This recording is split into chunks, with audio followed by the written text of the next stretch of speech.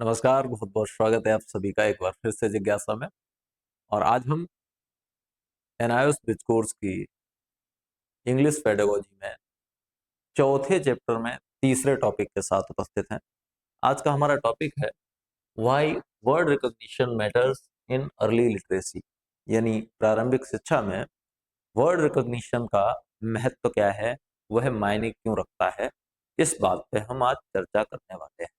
ठीक, पिछले वीडियो में हमने ये समझने का प्रयास किया था कि वर्ड रिकॉग्निशन क्या होता है, वर्ड रिकॉग्निशन की जरूरत क्या है।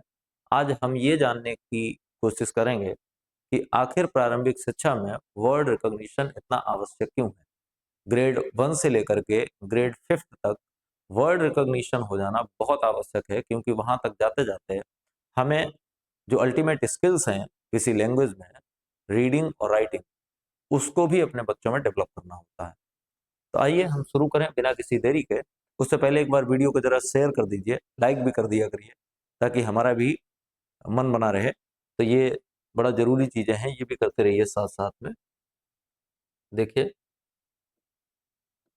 शुरुआत होती है द निपुण भारत गाइडलाइंस। निपुण भारत कार्यक्रम के बारे में तो आप जानते ही हैं। निपुण भारत की जो गाइडलाइंस हैं, हाईलाइट एक बात को हाईलाइट करती हैं दैट फाउंडेशनल लिटरेसी की आधारभूत शिक्षा इनकम्पेसेस मतलब इसमें शामिल होती है ए रेंज ऑफ इंटरडिपेंडेंट। इंटरडिपेंडेंट मतलब होता है आपस में निर्भर। ठीक, इंटरडिपेंडेंट मीन्स आपस में निर्भर स्किल्स। यानी प्रारंभिक शिक्षा में ये कहने का प्रयास किया गया है यहाँ कि निपुण भारत इस बात पे निर्भर करता है कि इस बात पे हाईलाइट करता है कि प्रारंभिक शिक्षा में जो स्किल्स हैं वो उनकी एक पूरी रेंज है, वो आपस में निर्भर होती है। यानी आप ये कह सकते हैं कि कोई एक स्किल अकेले नहीं चल सकती है, यानी कई स्किल्स एक साथ में जुड़ी हुई होती हैं, आपस में निर्भर होती हैं। ओरल लैंग्वेज डेवलपमेंट, जैसे कि oral language development, phonological awareness, decoding, vocabulary, fluency, comprehension and print concept, ये सारी चीजें आपस में जुड़ी हुई हैं। क्या? ओरल लैंग्वेज का डेवलपमेंट कैसे जुड़ा है? फोनोलॉजिकल अवेयरनेस से। जब फोनोलॉजिकल अवेयरनेस नहीं होगी तो ओरल लैंग्वेज डेवलप हो ही नहीं पाएगी, बोलने का तरीका ही नहीं पता तो बच्चा फिर बोलेगा कैसे। डिकोडिंग भी इसी में शामिल है, डिकोड करना। वोकेबुलरी भी इसी में शामिल है। फ्लुएंसी, निरंतरता भी इसी में शामिल है। कंप्रीहेंशन, समझ के साथ लिखना भी इसी में शामिल है। एंड प्रिंट कॉन्सेप्ट, और प्रिंट का जो कॉन्सेप्ट है वो भी इसी में शामिल है। Word recognition is the entry point two this cluster of skills. Cluster मतलब होता है समूह या झुंड। अब वर्ड रिकॉग्निशन कितना महत्वपूर्ण है वो इस लाइन में दर्शाया गया। इसमें कहा गया है कि ये जो स्किल्स का झुंड है, ये जो स्किल्स का समूह है, इसका जो एंट्री पॉइंट है वो दरअसल वर्ड रिकॉग्निशन है। फोनोलॉजिकल अवेयरनेस अगर बढ़ानी है, ओरल लैंग्वेज को और ज्यादा एनहेंस करना है, वोकैब बढ़ानी है, फ्लुएंसी लानी है, तो वर्ड रिकॉग्निशन बहुत महत्वपूर्ण हो जाता है। जब तक आप वर्ड रिकॉग्निशन नहीं करेंगे तब तक ये सब संभव नहीं है, क्योंकि इसे किस तरह से प्रस्तुत किया गया है? एंट्री पॉइंट की तरह, प्रवेश द्वार की तरह इसको दिखाया गया है। Without systematic teaching of phoenix, phoenix की बिना सिस्टमेटिक टीचिंग के high frequency vocabulary and decoding practice, खूब बारंबार वोकेबुलरी का अभ्यास करवाया गया हो, डिकोडिंग की प्रैक्टिस करवाई गई हो, learners risk depending on the rote memorisation. और अगर ये सब नहीं करवाया गया, कौन कौन से काम? हाई फ्रिक्वेंसी वोकेबुलरी की प्रैक्टिस नहीं करवाई गई, फोनिक्स का ज्ञान नहीं दिया गया, डिकोडिंग की प्रैक्टिस नहीं करवाएगी, तो फिर बच्चा क्या करेगा? बच्चा उसी पुरानी रट्टा मार पद्धति पे चला जाएगा, रूट मेमोराइजेशन पे चला जाएगा। और अगर रूट मेमोराइजेशन पे चला जाएगा तो उसकी अंडरस्टैंडिंग खराब रहेगी, और जब अंडरस्टैंडिंग खराब रहेगी तो हमारा सारा किया धरा पूरा का पूरा बेकार हो जाएगा। A balanced approach which combines phoenix instruction with meaning making. अब हमारी अप्रोच कैसी होनी चाहिए? That must be balanced. हमें एक बैलेंस्ड अप्रोच अपनानी चाहिए। उससे फायदा क्या होता है? उसमें शामिल होता है फोनिक्स इंस्ट्रक्शन, फोनिक्स के इंस्ट्रक्शन शामिल होते हैं, मीनिंग मेकिंग शामिल होती है, स्टोरी टेलिंग होती है, एंड कंप्रीहेंशन ओरिएंट एक्टिविटीज, और कंप्रीहेंशन पर आधारित एक्टिविटीज शामिल होती हैं, इज देयरफॉर एसेंशियल, और इसलिए ये सारी चीजें महत्वपूर्ण हो जाती हैं। अब एक व्यक्ति हुए गुडमैन 1967-2021 डिस्क्राइब्स बताते हैं, reading is a psycholinguistic guessing game. Reading क्या है? साइकोलिंग्विस्टिक गैसिंग गेम है। साइकोलिंग्विस्टिक मतलब मनोभाषा वैज्ञानिक, ठीक है, गैसिंग गेम है। Where learners draw on predictions, predictions मतलब अनुमान, and confirm them against print. जहां पे लर्नर क्या करते हैं, पहले तो एक प्रेडिक्शन करते हैं और फिर उसे प्रिंट के सापेक्ष निश्चित कर देते हैं। दिस रेनफोर्सेस, ये जोर देता है, why word recognition must be embedded in meaningful context rather than treated as a mechanical drill. बहुत महत्वपूर्ण बात। अब ये सारी चीजें ये तय करती हैं कि जो वर्ड रिकॉग्निशन है उसे मीनिंगफुल कॉन्टेक्स्ट में लिया जाना चाहिए, ना कि एक मैकेनिकल ड्रिल की तरह। ड्रिल मतलब होता है अभ्यास, एक मशीनी अभ्यास की तरह नहीं, उसे मीनिंगफुल कॉन्टेक्स्ट में लिया जाना चाहिए। सिमिलरली स्मिथ, इसी प्रकार स्मिथ दर्शाते हैं that comprehension often guides recognition. Comprehension प्रायः रिकॉग्निशन को गाइड करता है, reminding us that children's attempts at reading should always be tied to making sense of the text। और बहुत महत्वपूर्ण बात स्मिथ कहते हैं, स्मिथ कहते हैं कि बच्चे का पढ़ना केवल पढ़ना नहीं होना चाहिए, बल्कि इस बात पे फोकस होना चाहिए कि वो उस पढ़े हुए का अर्थ ले पा रहा है या नहीं ले पा रहा है। यानी सबसे महत्वपूर्ण बात अगर कोई आ जाती है तो वो आती है अर्थ लेना, making meaning, that is most important thing. In early stage of language learning, language learning की प्रारंभिक अवस्थाओं में, लैंग्वेज लर्निंग की प्रारंभिक अवस्थाओं में, अरे भाई क्यों नहीं जा रहे हो? In early stage of language learning, language learning की प्रारंभिक अवस्थाओं में the difference between a child becoming a reader and a child remaining a non-reader often lies in their ability to recognize words। बहुत महत्वपूर्ण बात। प्रारंभिक अवस्थाओं में एक ऐसा बच्चा जो रीडर बन पाए और एक ऐसा बच्चा जो रीडर ना बन पाए, इन दोनों के बीच में जो बेसिक अंतर होता है, वो बेसिक अंतर लेकर के कौन आता है? वो बेसिक अंतर लेकर के आता है वर्ड रिकॉग्निशन।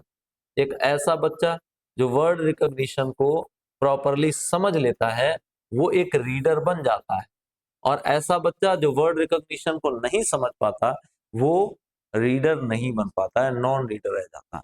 ठीक है, not through rote memorisation, rote memorisation के थ्रू नहीं। द बेडेस्ट थिंग, सबसे बुरी चीज है किसी भी चीज को सीखने में, वो है रोट मेमोराइजेशन। रोट मेमोराइजेशन मतलब वही रट्टा मार पद्धति की चीजों को रट लेना, उसका मतलब जाने बगैर चीजों को रट लेना, ये बहुत बैडेस्ट थिंग मानी गई है। बट थ्रू अंडरस्टैंडिंग, और केवल रोट मेमोराइजेशन के थ्रू नहीं बल्कि अंडरस्टैंडिंग के through, how sound connect to symbols, ये सीख लेना बच्चे के द्वारा कि कैसे करके साउंड्स कनेक्ट करते हैं सिंबल के साथ, and how words behave in stories, और कैसे किसी कहानी में कोई शब्द बिहेव करता है इन इंस्ट्रक्शंस, बातों में, एंड डेली लैंग्वेज यूज, और रोजमर्रा की भाषा के प्रयोग में कोई शब्द कैसे बिहेव करता है, कोई साउंड कैसे करके कनेक्ट करता है किसी सिंबल के साथ, ये सब पार्ट हैं वर्ड रिकॉग्निशन के, और हमें वर्ड रिकॉग्निशन इसलिए प्रॉपरली समझ लेना चाहिए। Word recognition is the foundation for fluent independent reading. Word recognition एक फाउंडेशन है काय के लिए? फ्लुएंट और इंडिपेंडेंट रीडिंग के लिए, स्वतंत्र और लयबद्ध तरीके से रीडिंग के लिए वर्ड रिकॉग्निशन एक फाउंडेशन की तरह काम करता है। व्हेन चिल्ड्रन कैन आइडेंटिफाई, जब बच्चे आइडेंटिफाई कर पाते हैं वर्ड्स मतलब शब्दों को ऑटोमेटिकली, अपने आप, बच्चे वर्ड्स को अपने आप पहचान पाते हैं। कई बार ऐसा होता है, मैंने कहा था ब्लाइंड रीडिंग भी होती है, ब्लाइंड रीडिंग का मतलब है कि बच्चा कुछ भी नहीं कर रहा है, इज एम आर ये ऐसे शब्द हैं, बाज वर हैज हैव, इन्हें बच्चा पढ़ने का प्रयास नहीं करता, वो जैसे ही दिखेंगे ये स्ट्रक्चर उसके दिमाग में फीड होता है, वो इनको अपने आप पढ़ देगा क्योंकि इनका रिपीटिशन बहुत बार होता है। तो अगर हम ज्यादा से ज्यादा शब्दों का रिपीटिशन बच्चों को करवा पाए तो उसकी रीडिंग स्किल बहुत बेहतर हो जाती है, ये समझ लीजिए। Their cognitive energy is freed up to think about meaning, उनकी उनकी जो संज्ञानात्मक ऊर्जा होती है वो स्वतंत्र हो जाती है इस काम के लिए कि वे स्वतंत्र रूप से मीनिंग के बारे में सोच पाए, मेक प्रिडिक्शंस अंदाजे लगा पाए, अनुमान लगा पाए, and engage with text more deeply, और जो टेक्स्ट दिया गया है उस टेक्स्ट से और भी गहराई के साथ जुड़ पाए।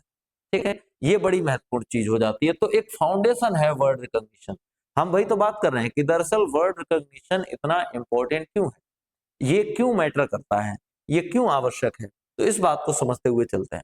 इन the context of English as a second language, अब जब हम सेकेंड लैंग्वेज के कॉन्टेक्स्ट में इंग्लिश को लेते हैं, word recognition must be taught with special care, तो वर्ड रिकॉग्निशन पढ़ाया जाना चाहिए, सिखाया जाना चाहिए, कैसे? स्पेशल केयर के साथ, बहुत ही विशेष केयर के साथ। Most children will not encounter English print outside school, कारण क्या है कि ज्यादातर बच्चों को इंग्लिश का प्रिंट विद्यालय के बाहर मिल पाना संभव नहीं होता है। हम ये बात सैकड़ों बार कर चुके हैं कि सेकेंड लैंग्वेज के लिए एटमॉस्फेयर आर्टिफिशियली क्रिएट करना पड़ता है, जबकि फर्स्ट लैंग्वेज के लिए या मदर टंग के लिए वह क्रिएट करा कराया हमें मिलता है, बच्चे को हमारे करा कराया मिलता है, क्योंकि परिवेश भी ऐसा ऐसा ही होता है जहां बच्चे के लिए फर्स्ट लैंग्वेज पर्याप्त मात्रा में उपलब्ध होती है, लेकिन सेकेंड लैंग्वेज के लिए हमें आर्टिफिशियली एक एनवायरनमेंट क्रिएट करना पड़ता है। तो बाहर बच्चे को इंग्लिश का प्रिंट बहुत कम मिलता है, हालांकि अब बड़ी मात्रा में इंग्लिश का प्रिंट मिलना शुरू हो गया है।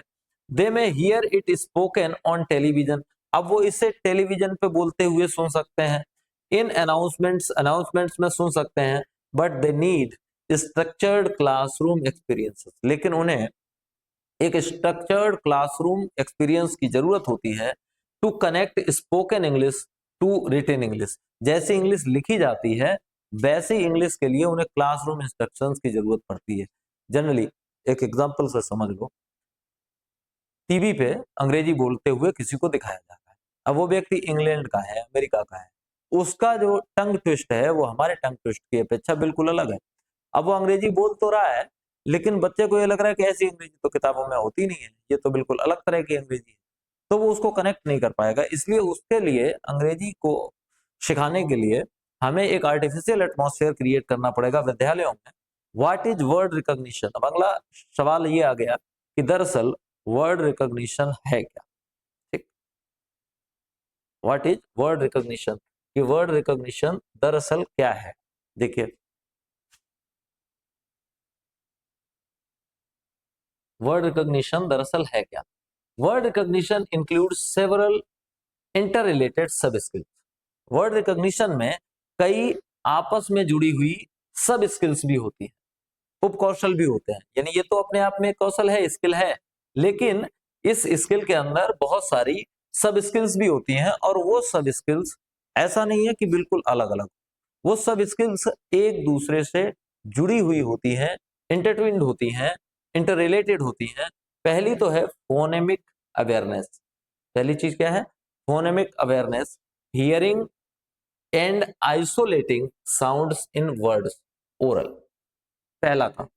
फोनेमिक अवेयरनेस बच्चे में आ जाती है, वह एक एक शब्द की ध्वनि को समझे और उस ध्वनि को उस ध्वनि के सिंबल से जोड़ पाए।